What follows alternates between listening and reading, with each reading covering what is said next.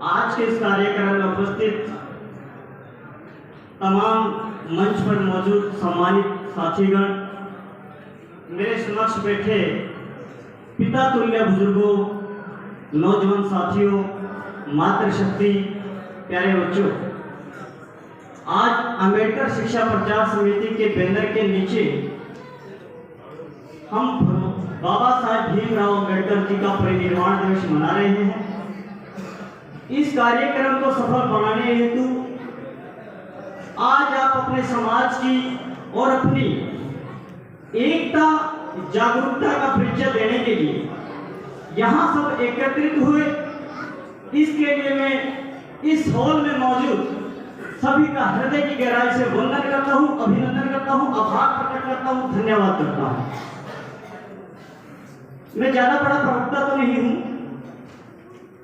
लेकिन मैं विशेषकर धन्यवाद करता हूं इस कार्यक्रम के मुख्य आयोजक और मेरे हृदय अजीज मान सम्मान योग्य इंस्पेक्टर अमित जी का, जिन्होंने मुझे इस भव्य आयोजन जो किया इसमें आमंत्रित किया।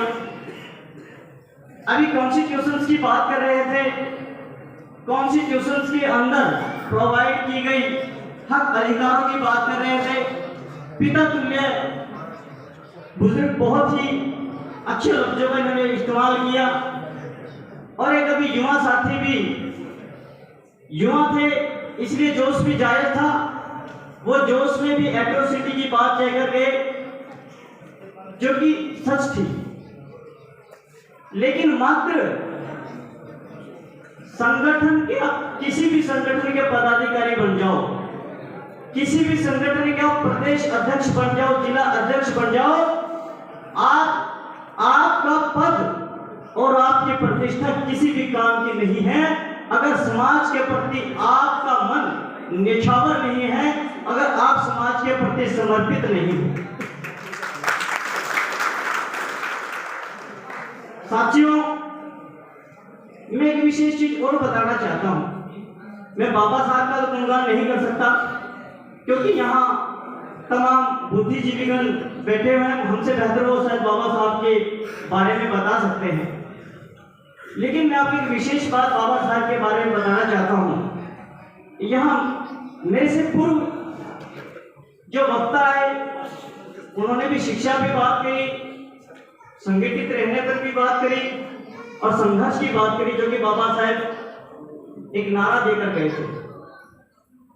लेकिन हम बाबा साहब के उस हथियार को, जो बाबा साहब के जो सबसे बड़े हथियार थे, आज तक मैंने किसी प्रवक्ता को मंच पर उस बात को दोहराते नहीं देखा, और जिसकी समाज के अंदर बहुत बड़ी कमी है। ऐसा नहीं है कि आज समाज शिक्षित नहीं है। आज पानीपत डिस्ट्रिक्ट के अंदर वाल्मीकि समाज का डीसी है, जिस समाज के लिए गर्व की बात। दिल्ली के अंदर अगर हम बात करें, दिल्ली के अंदर राजनीति भी मजबूत है। वाल्मीकि समाज की बेटी राखी बिरला, जो कि रोहतक के छारा गांव से आते हैं, वो डिप्टी स्पीकर बन के बैठे, ये समाज के लिए गर्व की बात है।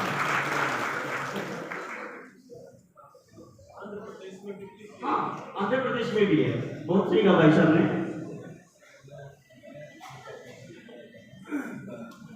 तो मैं मुख्य हथियार की बाबा साहब की जिसकी बात कर रहा था, आप बाबा साहब की बायोलॉजी को पढ़ें या बाबा साहब की कोई भी मूवी देखें, उनके सिद्धांतों की अगर बात करें तो बाबा साहब के जो सबसे बड़े सिद्धांत थे वो धैर्य था। बाबा साहब ने कभी आपा नहीं खोया। दूसरा, बाबा साहब का जो सिद्धांत था या हथियार था वो शालीनता थी।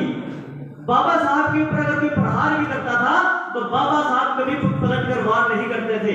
बाबा साहब बड़ी नम्रता के साथ, बड़ी विनम्रता के साथ, बड़ी शालीनता के साथ उसको लोकसभा में या आंदोलन के माध्यम से वो समाज को एकजुट करके वो अपने आलोचकों को अपना प्रशंसित बनाने पर मजबूर करते थे।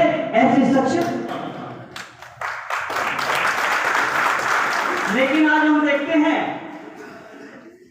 हम भी किसी संस्था के पदाधिकारी हैं, लेकिन मैं अपनी संस्था का यह प्रचार करने नहीं आया हूं।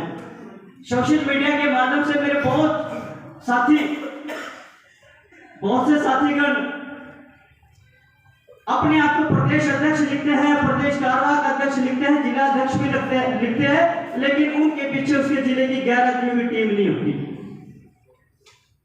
अगर आपको संगठन का पदाधिकारी बनना है या संगठन को चलाना है, समाज को आगे बढ़ाना है, तो यूनियन इज स्ट्रेंथ, एकता में बल है, एकता को दिखाना होगा, त्याग और समर्पण करना होगा। मैं ज्यादा न बातें करते हुए आपको आखिर लफ्ज में ये कहूंगी, हरियाणा सरकार की एक योजना है, शिक्षा पर हम बात करेंगे कि हरियाणा सरकार कौशल विकास योजना के तहत हरियाणा के अंदर कॉलेज स्थापित किया गया है, जिसमें गरीब पिछड़े लोगों के लिए, चाहे वो 8वीं क्लास का बच्चा पढ़ा लिखा या 10वीं का, कौशल विकास योजना के तहत बच्चे को प्लास्टिक इंजीनियर का कोर्स करवाया जाता है। अगर कोई इस हॉल में मौजूद किसी का बच्चा अगर एडमिशन लेना चाहता है तो सरकार की तरफ से फ्री एडमिशन है। मैं आपका भाई, आपका बेटा उस एडमिशन को खुद जाके कराऊंगा। आपका बहुत बहुत धन्यवाद। बहुत बहुत धन्यवाद। बड़ी सुंदर